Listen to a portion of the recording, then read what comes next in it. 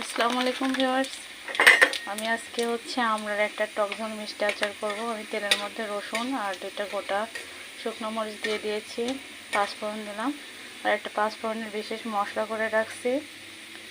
সঙ্গে আগে থেকে 4 ঘন্টা ধরে আমরা আর চিনি দিয়ে দেখেন ভিজিয়ে রাখছি। একটা চিনিরই শিরা উঠছে, এটা দিয়েই করব। আমি কোনো এক্সট্রা পানি দিব না।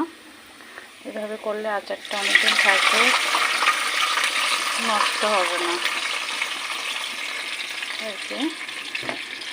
আমড়াটা আমি সকালে কেটে চিনি দিয়ে 1 কাপ বা 1.5 কাপ চিনি নিয়েছি, আমার 1.5 কেজি আমড়া। তারপরে সুন্দর করে এই চিনির শিরাতে এটা হয়ে যাবে।